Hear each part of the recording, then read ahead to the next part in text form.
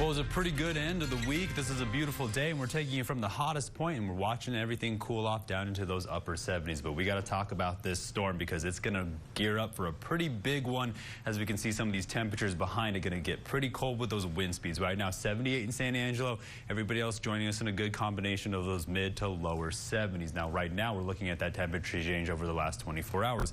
Believe it or not, we leveled out in those 60s, way off, but we jumped all the way up near the record. The record was 85, 82, pretty hot out there. Now, we're going to continue to drop, but let's get right into it right now. As we can see, this storm really pushing across the Rocky Mountains. That's that cold air. Now, as we see this low pressure system starting to develop off to the east, as this system continues to make its way across the Rocky Mountains, it's going to turn into quite the storm. In fact, areas around Louisiana already seeing a good potential for tornadic activity. Now, for us, that just means a lot of wind behind it by tomorrow around noon, about 25 miles per hour. Now, we're going to continue to watch this system deepen across the east coast, really more towards the central U.S. And as we start to see that strong northwesterly wind, it's going to get up there pretty quick, and those temperatures are going to fall as soon as that sun goes down tonight. In fact, it's going to cool off pretty quick. This moisture really getting pulled off to the east, and right behind it, we're seeing that cold, dry air really push across the entire nation. Now, that's driven by a ton of wind. Again, we're looking at that upper level pattern, and as we continue to go down in layers of the atmosphere, we're going to see a lot of that snow making its way down across the Rocky Mountains. Then you see it come down the Panhandle,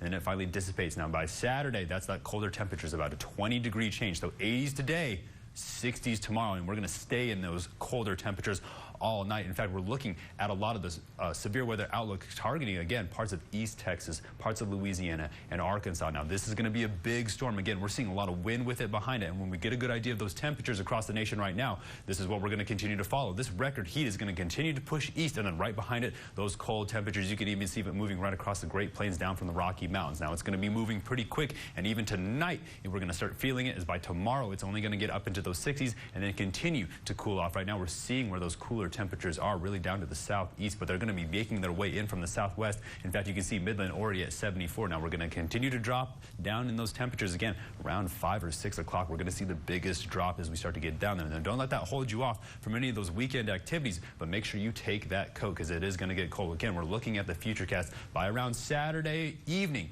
those winds are really going to pick up 20 to 25 miles per hour. Then look at these temperatures. We're down already in the 50s and those 40s across some of those areas. Those colder temperatures definitely off to the northwest. That's where that coldest air is going to come from. And then by tomorrow, or Sunday really, we're going to still hang on to some of those colder temperatures. It's going to leave us there. But don't let that stop you from going out. Festival of Lights tonight. Again, if you're going to be getting out there, we're going to be holding on to those 70s around 7 o'clock and then gradually cooling down. But as we make our way towards those morning hours, again, only going to be holding on to a couple degrees. But we're going to be getting down into those 40s.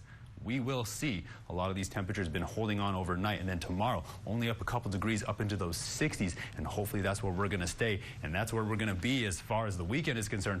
Cool, dry, cold, a little windy, but as we start to make our way towards that third week of December, we have a good opportunity to see some of those rain chances increase throughout the middle of the week, really lasting until the weekend, going from those 60s and locking us in those 50s with those lows hanging around those 30s to those 40s. Stay tuned. We'll have more after the break. You're watching KSAN News at 5.